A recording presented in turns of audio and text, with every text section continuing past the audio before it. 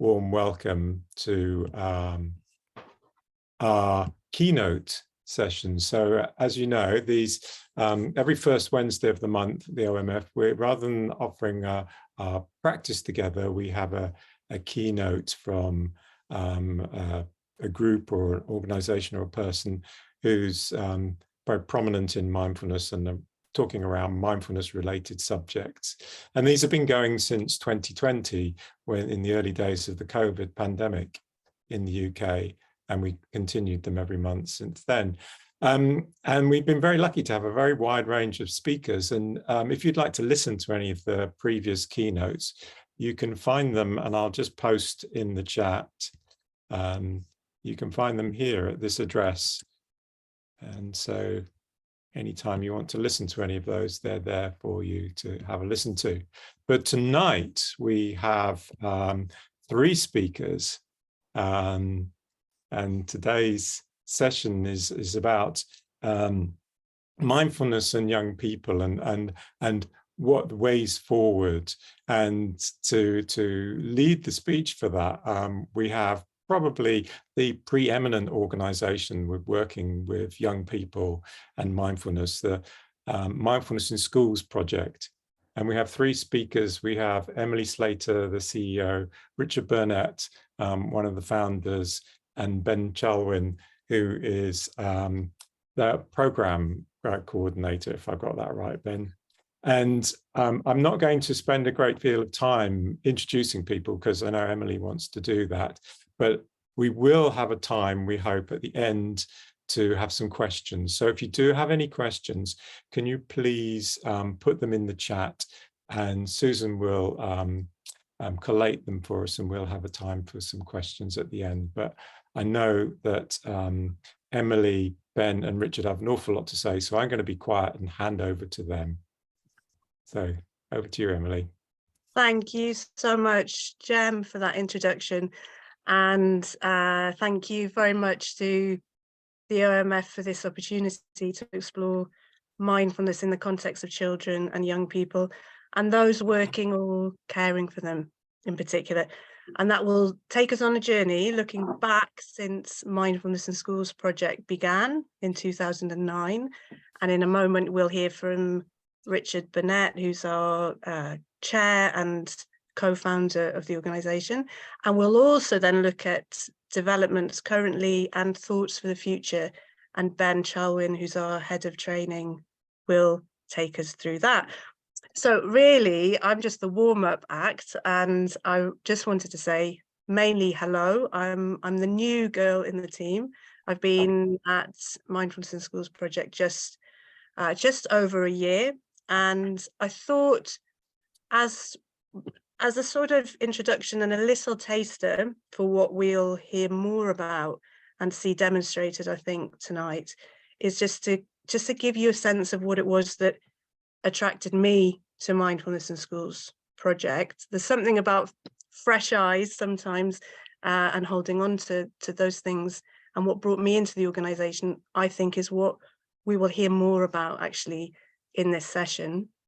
And that is around the thought, the care, the expertise and integrity from the charity working to ensure that mindfulness can be accessed by and tailored to children and young people. And I think many of you on here will already know a bit about this. Some of you may be a bit newer to how do we take mindfulness and make this work, make this attractive to children and young people. And this organisation, as Jem said, has been at the forefront of a lot of that, and that's definitely something that attracted me.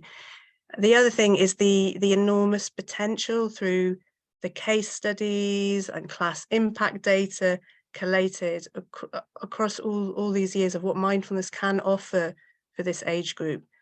And I think particularly in these times. And a third thing that really attracted me was the potential reach geographically, both across all corners of the UK that Mindfulness in Schools project is working in, and also the organisation has been at the forefront of developing partnerships internationally particularly for mindfulness with children and young people and those working or caring for them. We won't have time to talk about everything, but if anyone here is interested in hearing more, if we run out of time to answer your question at the end, we'll put in chat in a moment an email address. Please do get in touch through that. If you have thoughts about partnerships, how we can work with you wherever you are, we'd love to hear from you. And I guess just finally, from me, before I hand over, just a huge thank you for all of you in joining us. I'm going to say tonight in the UK. It might be a different time zone wherever you are, and I hope and I know it's going to be a fascinating insight, both into the work of our charity as well as the art, or maybe the science, of tailoring mindfulness skills and approaches to the child, young person, or the teacher, parent, grandparent, whoever is working with or caring for that young person. So thank you. What a privilege and honour. And I'm going to hand over to Richard, who won't be a stranger to many of you, and as many of you will know, is kind of had the vision, a lot of inspiration, and still has, and gave birth, not on his own, but with others, to what became Mindfulness in Schools project back in 2009. So Richard, you're going to talk us through some of that history, some of the overview, some of your thoughts now. And fasten your seatbelts, everyone. I look forward to it, and we're here for questions at the end. Brilliant. Thank you, Emily. Thank you very much. And thank you to everyone as well, and to the OMF for giving us the opportunity to speak this evening. I should say that I am co-founder and chair of MiSP, but I'm also still very much a school teacher. I taught 4 periods yesterday. I teach Spanish. I teach religious studies. I teach pastoral education. I taught 3 periods this morning, and that for me is really important, that I'm still in the classroom trying to teach this stuff. And I suppose from that perspective as well, so much seems to have changed in teaching, in mindfulness over the last decade, but also in teaching. And I know we are not the only country where the education system is really beginning to creak. And if you're not in the UK, you may not be aware that today was the first day of significant industrial action in the UK, about 100,000 teachers on strike. But as well as that, we have increased child poverty, we have increased child absence, a sort of hangover from COVID, mental health of pupils in schools, mental health of teachers, senior leaders in schools. Things are quite tough. But in other ways, and I suppose that's what I want to be focusing on as well, there are, I think, certain enduring truths about teaching, about teachers, about mindfulness, which I think it's important not to forget those. And I sometimes wonder whether, because of the changes in the mindfulness field, we can lose sight of some of those enduring truths, and we need to return to them in some ways. So being a school teacher, I thought I would just show you what I am going to be talking about first. So these are, I hope you can see that. Actually, no, hang on. I want to do that. You probably can, oh, no, all going wrong. Tech breakdown already. Good stuff. Let me just do that again. Share screen. And I'm going to share that one. There you go. So have a read of those.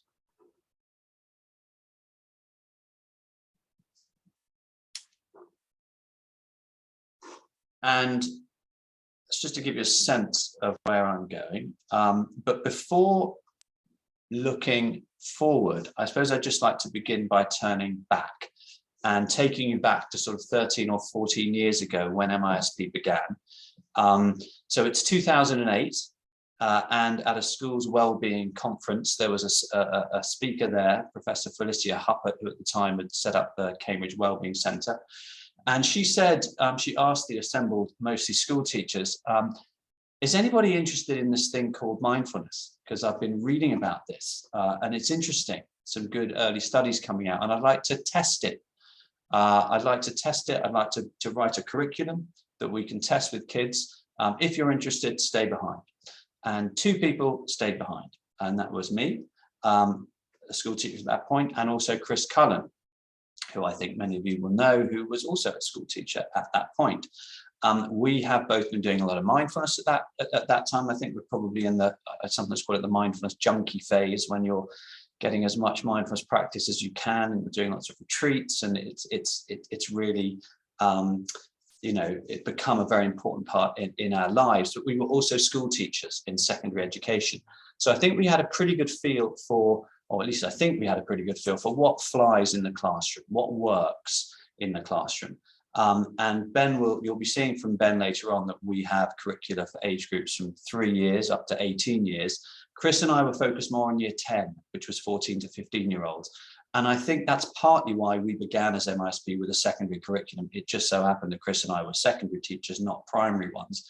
I don't think it's any indication of where it's most relevant or how, or you know, what works well in what context.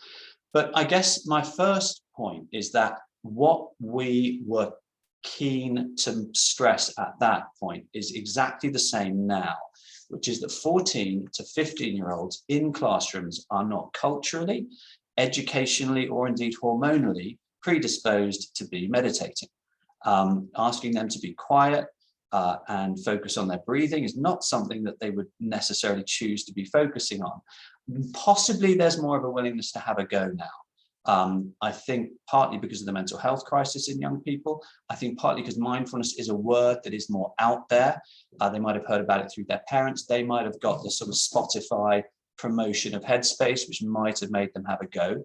But generally speaking, you're still dealing with 14 to 15-year-olds in classrooms who haven't chosen to be there and might frankly rather be somewhere else.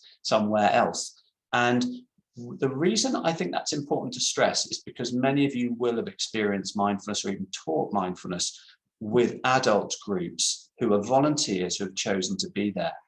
And that is very, very different when you're teaching to what we call kind of conscripts in a classroom context, you know, plastic chairs, desks, strip lighting, the whole thing.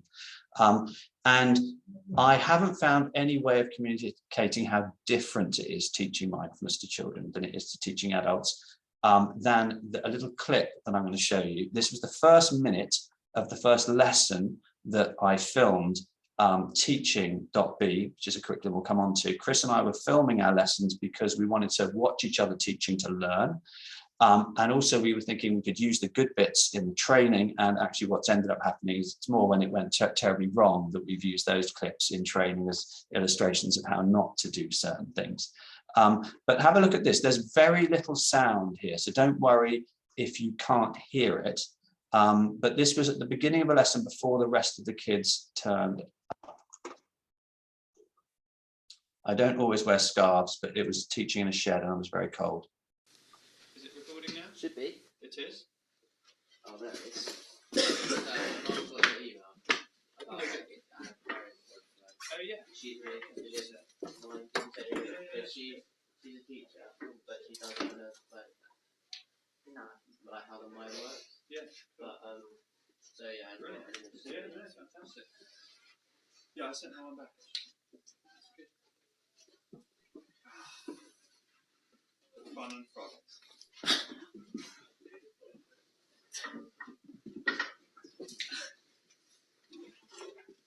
Don't knock the camera, please, Jeff. It's the most important thing. So I hope that gives you some sense of what we were up against, and what all school teachers are up against in every single lesson they teach in any subject across the country.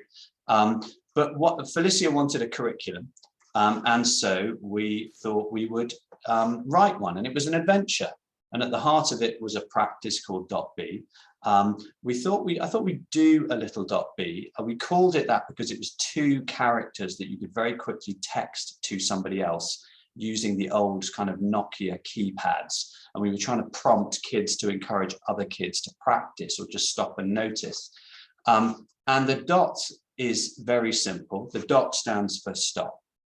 So just inviting you at the moment, wherever you are in the world, just to pause for a moment. The spirit of that we reflect by putting a little question mark in the dot, the traffic line, which is an invitation to notice, an invitation to be curious about whatever sensations you're picking up from this thing we call a body at the moment. Your feet, hands, sensations of sitting. Any sounds you are picking up wherever you are. Maybe even the whirring of the device that you're using to watch this, if you can hear that, if there is one.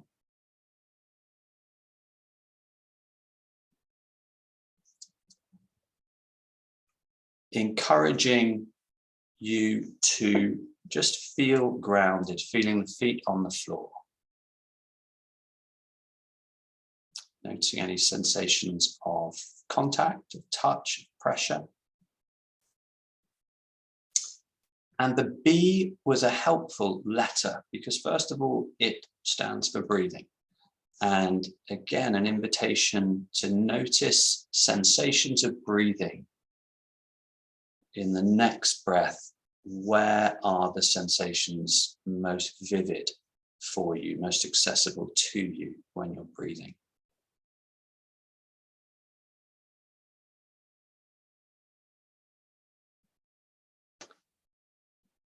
But the B is also B. It's a nod to being mode as opposed to doing mode. It's a nod to JKZ, John Kabat-Zinn's definition of mindfulness being alive and knowing it. So dot B is just stop and be, stop and exist. Notice that you are alive and notice what is going on.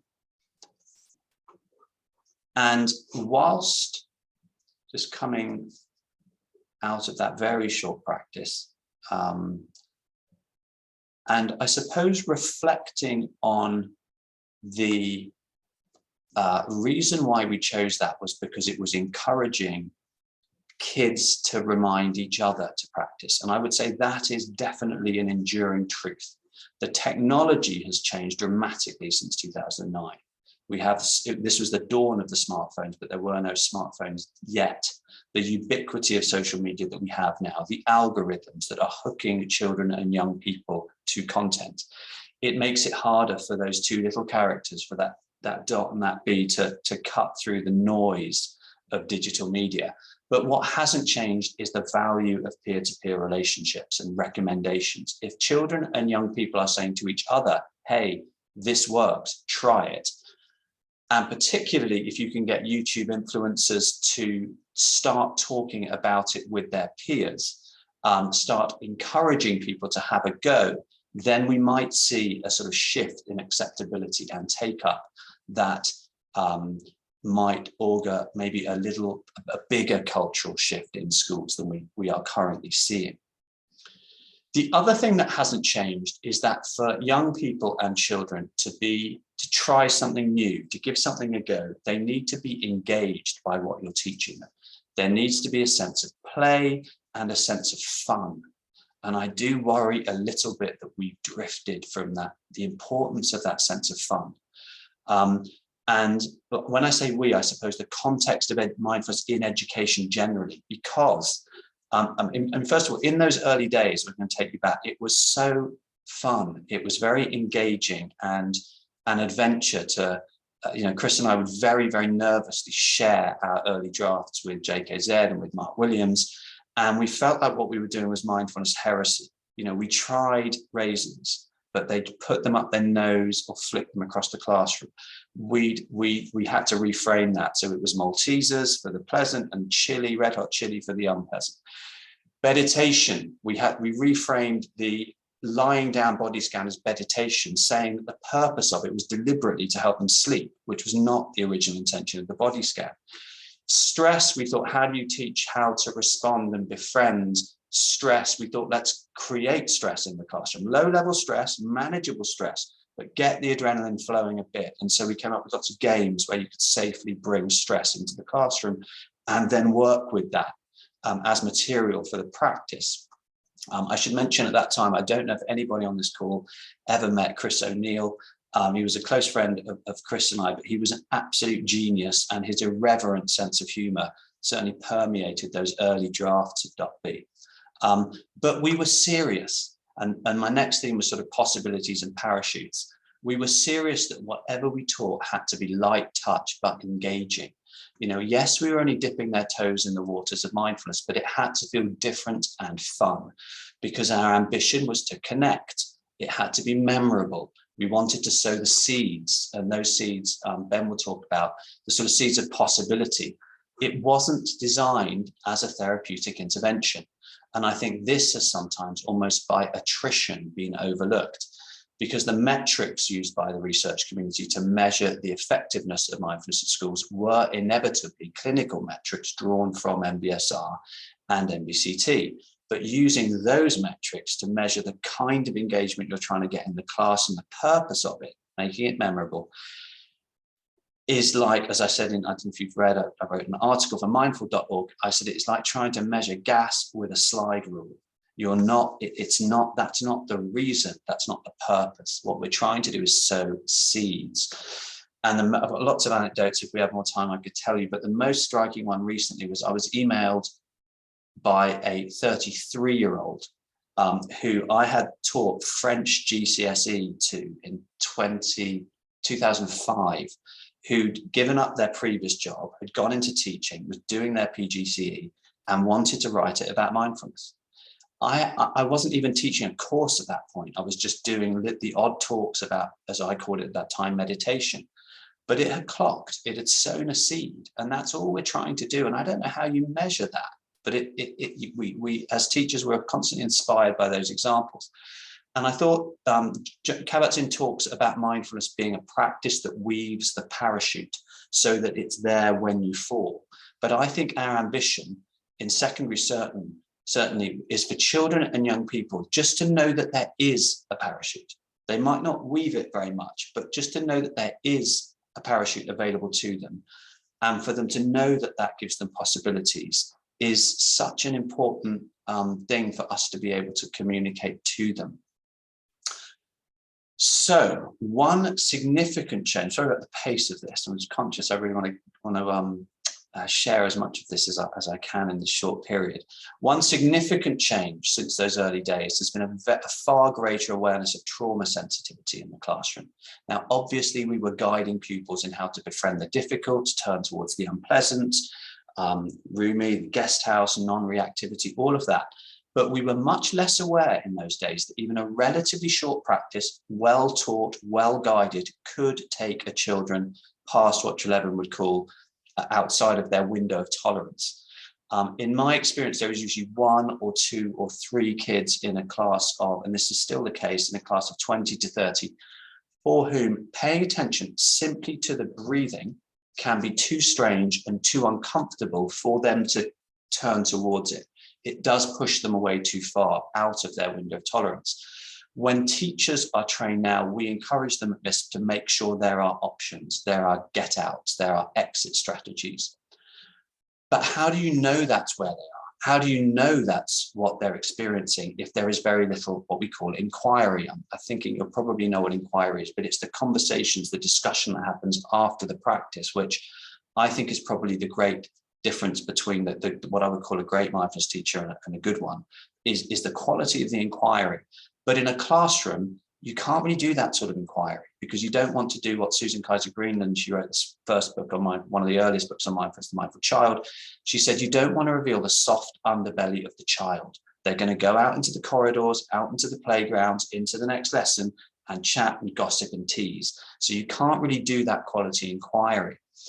But in classrooms now, we have websites like Mentimeter, which certainly in secondary and depending on schools' policies on devices and mobiles, straight after a practice, you can do a kind of digital inquiry, which is tremendously effective. And it has, the last 2 years, really changed the way I am teaching in the classroom.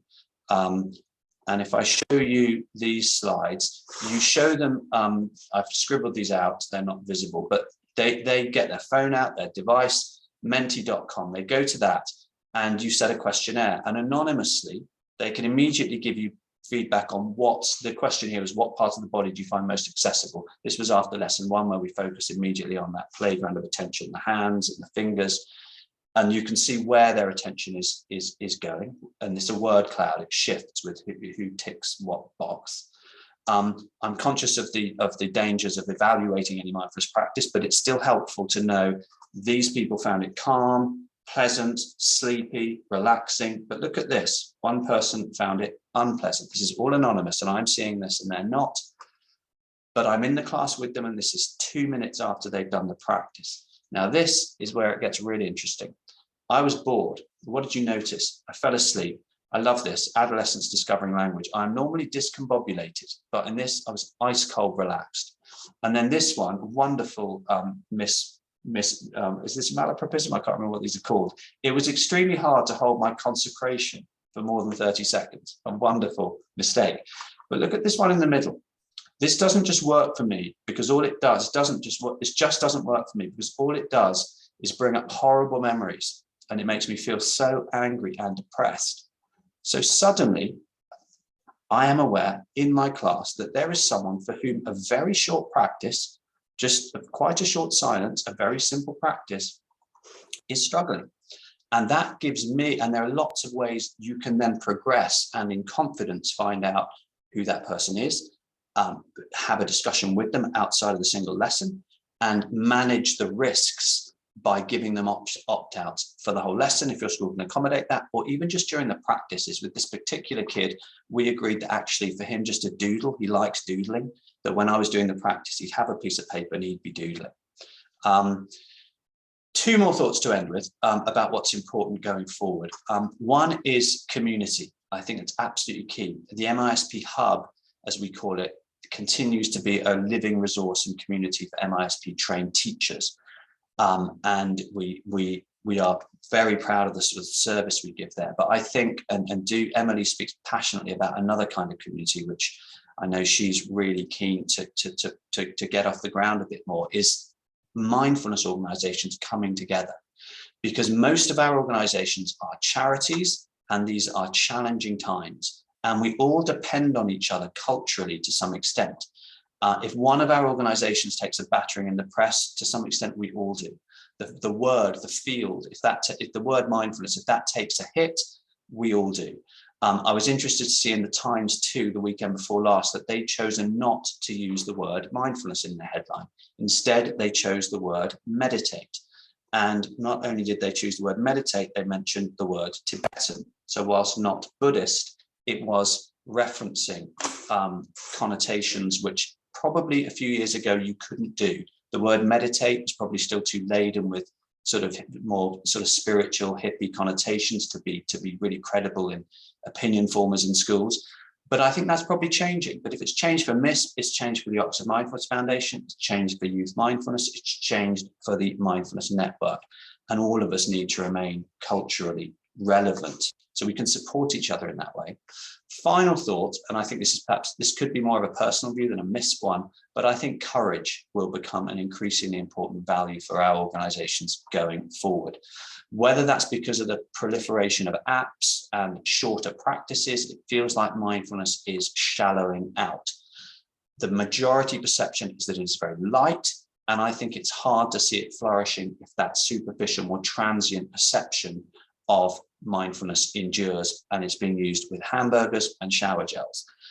All of us on this call know how much more than that it is. We are all aware. Many of us, I suspect, had our lives changed by this. There are deeper and more beautiful undercurrents of mindfulness that have remained in the background, unspoken, and to some extent hidden.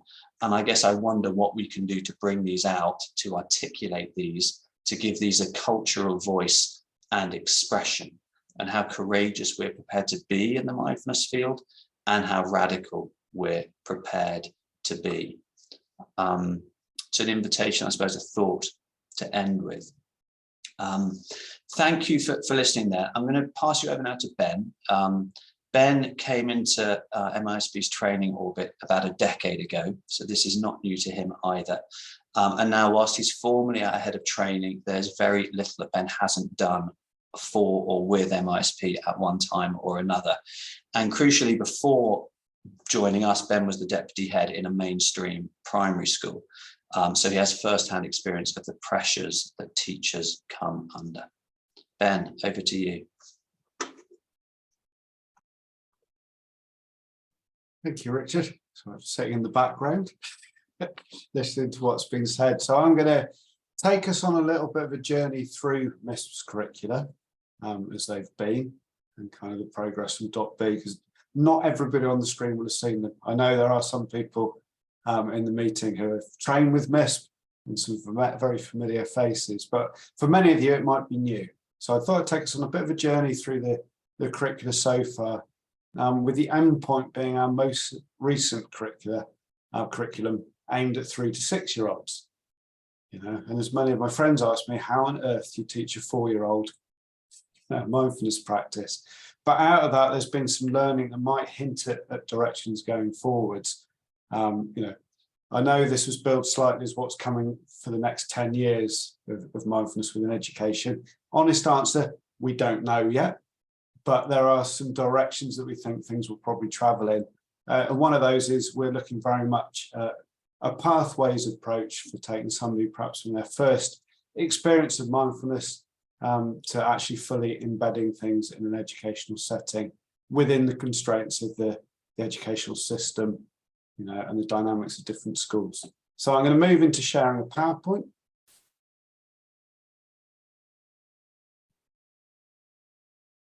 So can somebody give me a wave if you can see the MiSP logo? Thank you. So just to say, if I look shifty and I'm looking sideways, it's because I'm operating over 3 monitors. So if I'm looking for reactions from you, it does appear as if I'm ignoring everybody because I've got the PowerPoint in front of me. So the starting point, .B, that Rich has already mentioned for 11 to 18 years olds.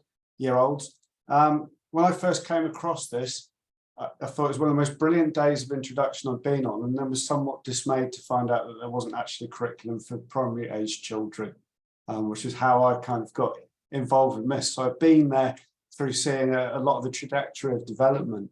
So but for those of you familiar with 8-week adult mindfulness courses, you'll probably recognizing some of the themes from that within these slides. So these are the cover slides of the .B curriculum, which, unlike a lot of adult mindfulness, uses PowerPoint, you know, hopefully as a starting point for learning and for discussion, but also to just promote curiosity.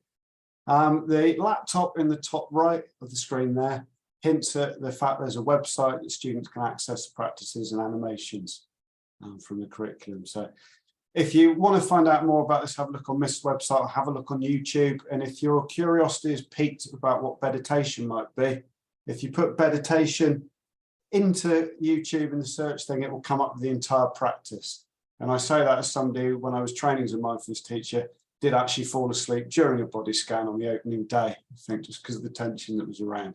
But certainly a practice a lot of students I've worked with have found useful and very popular with my own children, who I experimented with extensively. I'm not sure of the morality around that when I first started training, but they're 18 and 20 now, and actually the 20-year-old still comes back to meditation. Now he's at university. So as Rich was saying, lots of similarities as well with how we might deliver mindfulness, but the inquiry is often what we might call more horizontal. So it's about perhaps normalizing some experiences. What are we experiencing that's the same, but also recognizing difference rather than drilling into that soft underbelly that Susan Kaiser Greenland named. And also maybe another difference from a lot of adult mindfulness courses is there's quite a lot of neuroscience taught within .B, and indeed Pause B, which I'm going to come on to now, which is aimed at 7 to 11-year-olds. And when I was delighted when that was launched as a primary deputy head at the time. But a lot this was also developed working with a neuroscientist. So I'm not sure whether you'll be able to see the white writing there because the contrast isn't great on this slide. But again, Pause B, following a similar arc to .B, a similar trajectory, and also to a traditional journey through an adult mindfulness course. And just to say, if you're a teaching colleague, I mean, this isn't too much of a sales pitch, but if anybody's interested, there are free samples available on the website, so do have a look. And then from that, or following that, MiSP developed something called .B Foundations, which is an 8-week course aimed at school staff or parents or carers, but adults within an education setting where .B or Pause B are being taught. That was my first experience as an adult mindfulness teacher. I taught, I think it was around 50 of the staff in the primary school that I was deputy at, and it had a massive impact on the culture of the school, including teachers walking around going, I am feeling my feet, in the midst of the dreaded phone call and things. But it gave us a shared language and understanding, even though I was the only actual Pause B trained teacher at the time. School mindfulness leaders is how I did that, and how many other people do it in terms of training to teach .B foundations to staff, to adults within the school community. And then in 2017, and MiSP were ahead of the curve, pioneering again in taking an 8-week course online, which was obviously useful learning when it came to 2020. But this was also done to increase accessibility and really recognising, as I was alluding to a moment or two ago, about the potential impact of this on the climate within the school. And then .Breathe, which is for kind of transitions curriculum, and is also intended to be a taster for adults at the beginning of their journey. So there's an obvious gap here, and I say this as somebody who started their career as a reception teacher. You know, what if you're not old enough to be doing Pause B? So the responsibility fell to me to try and produce a mindfulness curriculum suitable for 3 to 6 year olds, which I must say caused much hilarity among ex-teaching colleagues and things like, how are you going to do that? And it became very obvious early on that we might need a different approach. So breath is often an anchor. Thought it'd be a really good idea during the innovation phase to go and actually talk to some 4 and 5 year olds. You know, how do you know if you're breathing? I like rainbows. You know, so that probably illustrates the challenge of developing this. You know, where do you go with it? So out of this came DOTS. It required a very different approach. So the first thing that became obvious was that we needed to think about actually what are we trying to teach here? You know, what are the themes? And so they seem to fall under awareness, connection, and emotion. So awareness, including the experiences of attention, anchoring, grounding being present, embodiment, focus, and concentration. So lots of familiar things there. Connection. Okay, so those of us who are parents, or those of us who are spent time with young children, probably recognise they can be a little bit egocentric at times, you know, and can be very focused on themselves. And in developmentally in reception, is obviously often playing alone and then playing alongside before playing collaboratively comes. So connection really looks at that interconnectedness with others and with the wider world, social awareness, relationship skills, and empathy. You know, and there's attitudinal stuff, compassion for themselves and for others, showing kindness and expressing gratitude. And then a lot around emotion. Actually, there's a paper on this website from our Hong Kong partner measuring the impact of DOTS in a young age group. And one of the big findings was around increased ability to regulate emotionally. So really developing emotional literacy. So those themes were put together, but very much seen as interconnecting. And rather than being taught discretely, it was more a thematic approach covered throughout the 30 sessions of DOTS. So this is one of the big moves away from what we had previously in perhaps the 10-week course or the 12-week course. So little and often seemed to work better. You know, so it was developed into 30 sessions, each session lasting around 10 to 20 minutes. And within all of those, what we called have a go practices, which is familiar language to anybody who's trained with MiSP, in that it's not homework, it's something to have a go at, to experience. So this, and again, apologies, depending on everybody's broadband connection speeds, this might be a bit blurry, but that's the arc of the 30 sessions of DOTS. So why am I showing you about the stuff about younger children? The reason for this is that the little and often approach without PowerPoint, so it could be taken outside or it could be dropped into tutor time, it could be dropped into a passing moment in the playground. It possibly increases accessibility. And also, although MiSP has always said, and as Richard was alluding to, we adapt things for those we work with, flexibility is really inbuilt into the DOTS model. There's a lot of importance about finding the language appropriate for those that you're that you're working with, that you're teaching, finding ways to express things that land well with them, and also finding examples that are relevant to them.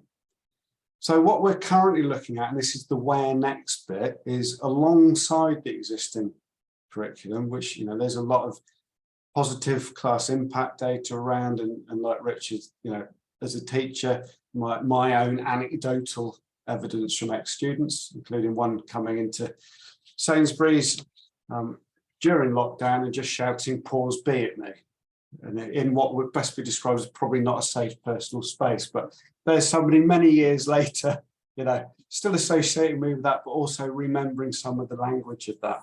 So we're really looking at ways to work with what's already there, but possibly in different delivery formats. So taking advantage of the technology that Richard was sharing, working with our students where they are, and really just that drip feed of little and often being a possibility. And if you are delivering one of the more, I was going to say traditional, which seems wrong, but I guess after this length of time, we could use the word traditional, but that 10 session or 12 session curriculum is a way to embed it outside of that within the, I was going to say school day, but this is for preschool as well, and really any education setting. This should probably rename itself, but if we had mindfulness-based approaches in schools and other educational settings, it could be a bit of a mouthful, but winding things out. And to support that, and I'm looking at the clock, I reckon I've just got time for a stamping feet practice quickly from Dot. So this is from session 3. I know for at least one person I can see on the screen now, they know this one. You could stand up, but you can do it sitting down. Okay, the intentions with this session: explore physical sensations in the body, investigate the breath, and experience what it's like to direct the attention. So all we're going to do, I'm going to say 3, 2, 1, go, and you're going to stamp your feet on the ground as vigorously as feels appropriate for an adult body at this time of the evening, if it's the evening. And if you're in a house with people underneath, maybe not as loud as I might do here in an empty building. So you're just going to stamp your feet on the floor, and then when I say stop, there's just going to be an invitation to stop and to notice. Right, are we ready? Bearing in mind, I should have worked in children's TV. I need some crowd participation now. See a few nods. So 3, 2, 1, go. Just stamping your feet on the floor. Most of us are feeling the need to wobble our heads as well to show everybody else on the screen that we're doing that. Get a bit, and then stop. Okay, and then just see what you notice in your feet. Okay, you don't need to look at them or pick them up, but what are you noticing? Fizzing, tingling, buzzing, vibrating. I can see a few people having a yawn, so attention might have moved to a yawn. Now back to the feet. And maybe you might want to notice your breath if you're able to. What's the breath like? Mine's sped up slightly. Matter of fact, I feel quite re-energized. So that's stamping feet, a very short, quick practice. And then just because I don't want to eat into question time too much, just to mention something that we're about to launch called the Pathways. This is really a framework for how you could bring mindfulness into an education setting. Okay, so a lot of the research has sometimes looked at teachers in the early stages of teaching or teachers in isolation. Something MiSP has been aware of for a long time and has been making moves to develop further is a more coherent pathway or journey for somebody from that moment of just exploring the possibilities to introducing mindfulness to developing a model for it in-house and then really embedding, but also perhaps step 5, and this is the next 10 years, but providing a model of sustainable mindfulness, well done, but model sustainable mindfulness that can be shared with other settings, maybe as a MiSP in a school setting, but that notion of seed dispersal. Richard mentioned earlier about we're all about planting seeds. When you plant a seed, you don't pick it up every 5 minutes to see if it's growing because it tends to kill the seed. In fact, you might forget about it and it blooms years later into something, But in a horticultural time, how can we help these seeds of learning to disperse out through the education community? So I would love to take you through more practices, but I think it's probably time for questions. But just to finish with Richard's mentioning of possibilities earlier, this is a slide from the intro to Dot B to get students, young people interested in what are the possibilities for me. And really for the next 10 years, it's all about different possibilities, some familiar and probably ones we've not even discovered yet. So thank you from me and the Dots character. I'll come out of share screen. And I think, Jan, we're back to you for questions. Yes, you are. Thank you. And thank you very much, Ben and Richard and Emily, for some really fascinating insights there into mindfulness and teaching young people. And I liked your video there, Richard, of the pitfalls. It's so lovely to see mindfulness in the real there in the classroom. So thanks. Please put in the chat your questions as they come through. But as a start, I have some questions here. And one of them is around, and I'm not sure who to, excuse me, aim this at. Oh, excuse me.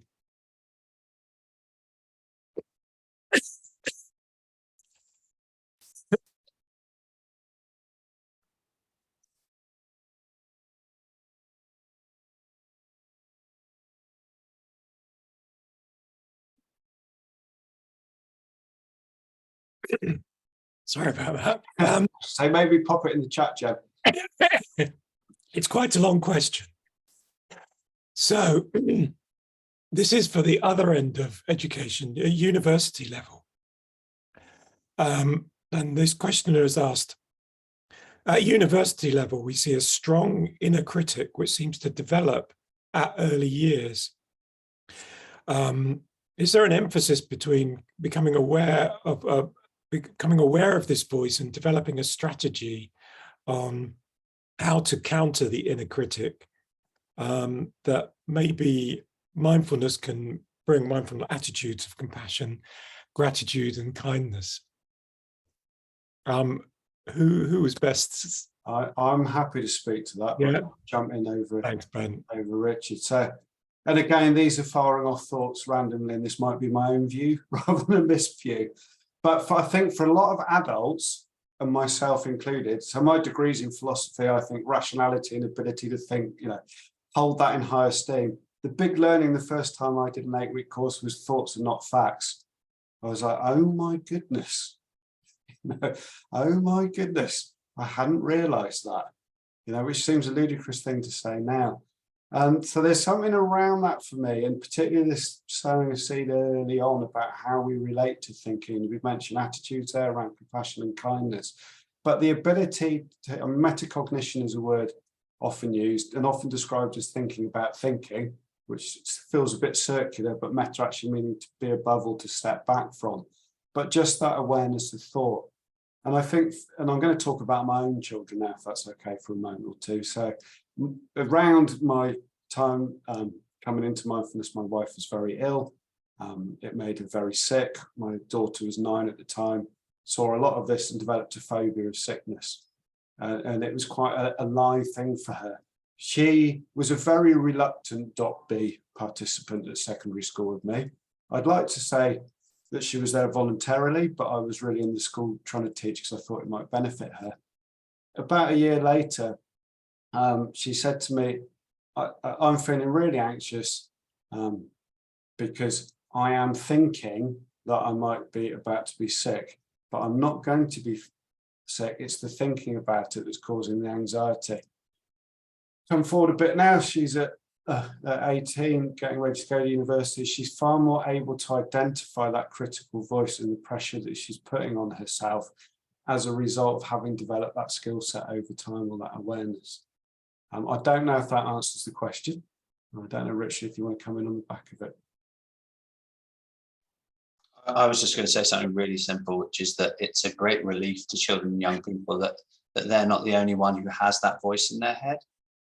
I think they kind of, when somebody names it, I think, oh yeah, that narrative, that voice that's talking you through your day,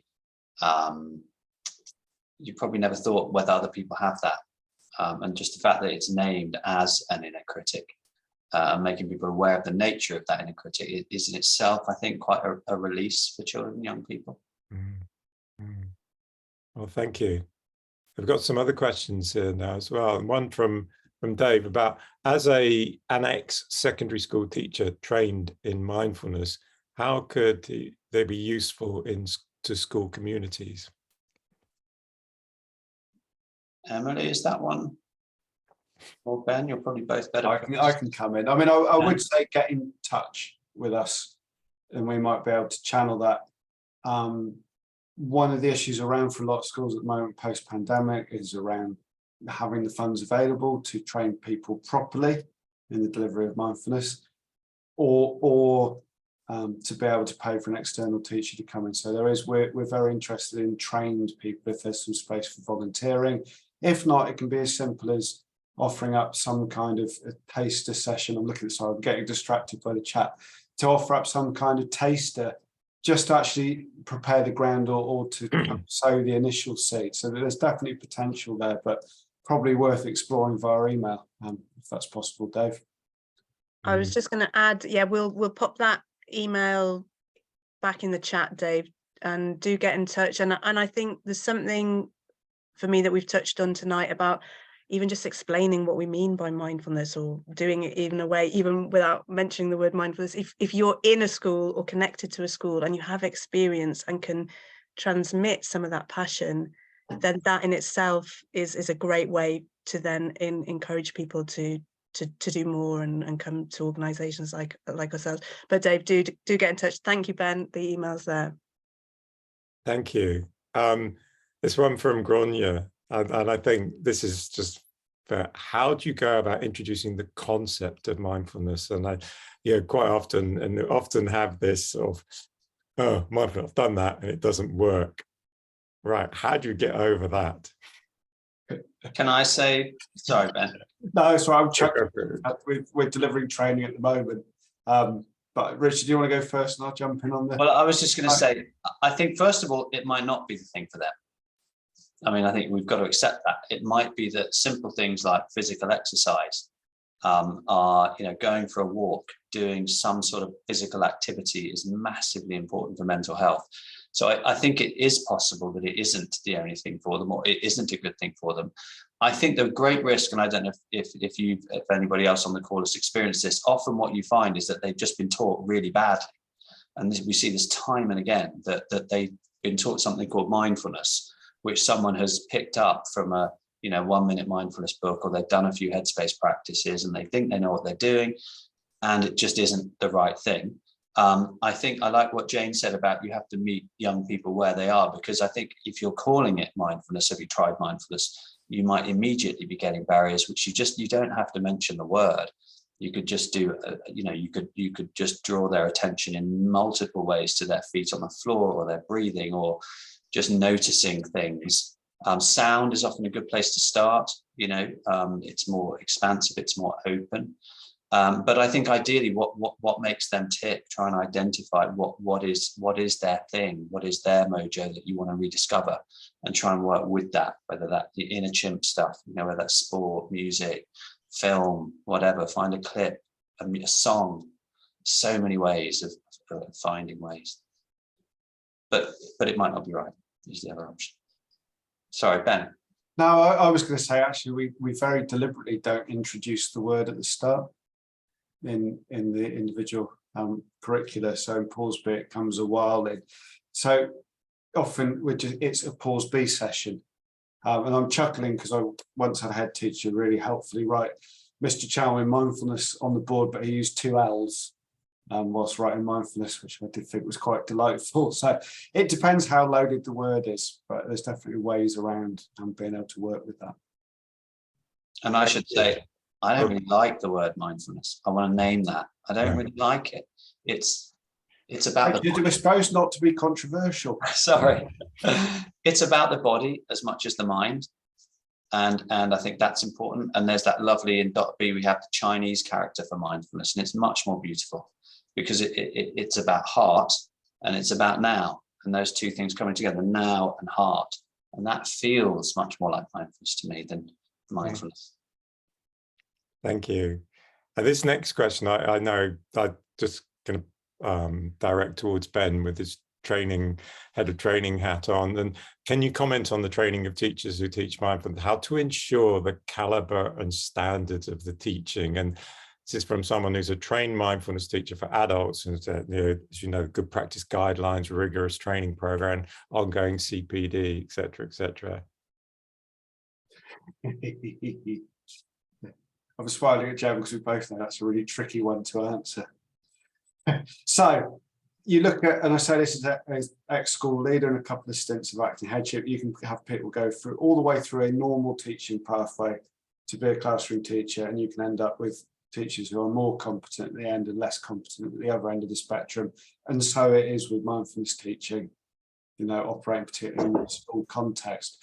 The approach that MiSP takes is we've deliberately not, at this stage, put lots of competencies on the equivalent of MBI TAP, because it would put off a lot of people who are dipping their toes in and doing it as part of a wider delivery. So the approach we take is we ask that people have done an 8-week course themselves, because, you know, lots of people probably do run mindfulness sessions in school just by buying Finding Peace for a Frantic World and then go, oh, I'll just try a body scan for 20 minutes. So 8-week course themselves, develop practice. Certainly from my own experience, actually that adults practicing mindfulness has as big an impact in a school setting sometimes as actually delivering to the young people might be, because we are actually embodying what we're also advising them to practice themselves. And then with MiSP, it's a case of a thorough multi-day training in how to deliver the curriculum. And I've got to say, right, so as a primary school teacher, I use lots of different curricula, and I probably pinched bits from here and there. MiSP's Paul's B curriculum was the only thing I ever delivered in its entirety in a primary school setting. So it's very well written. So you're trained how to teach it. And then there's ongoing development after that. So we run question and answer surgeries, we run various skills workshops. So it's development over time. And it's trying to hold, and I know, well, I'm looking at Nikki on the screen at the moment. I know there's people in the MiSP community that are very passionate about mindfulness that actually just want to go on developing. So we work with, and we, you know, there is an MBI TAC adapted for schools, lots of people use, and it is something we're looking more as well at if people would like to go on to develop further about how they could possibly be involved with something, competency assessment a bit nearer or aligned to what we might know in the adult world.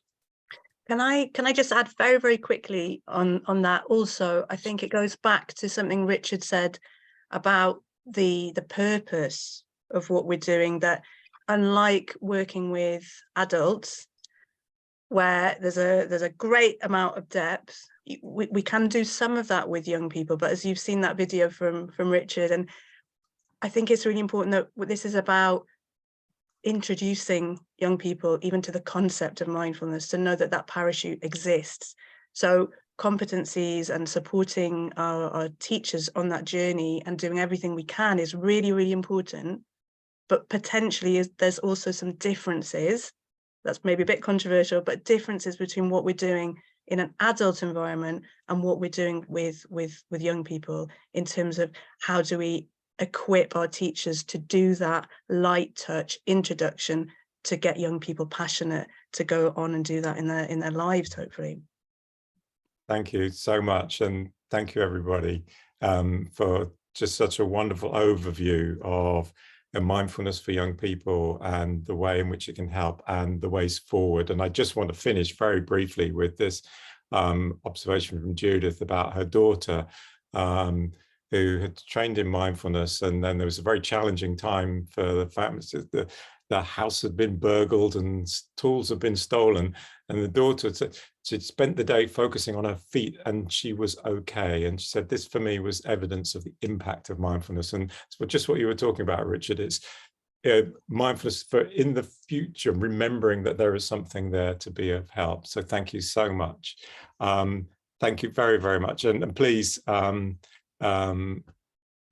remembering that these sessions are on every first Wednesday of the month, and all the other weekdays we have our 1 p.m. and 7 p.m. sits, UK time, of course. But can I just say thank you very much to Emily, Richard and Ben for a really marvelous talk and really fascinating insights into mindfulness in young people and those that look after them. So thank you so much.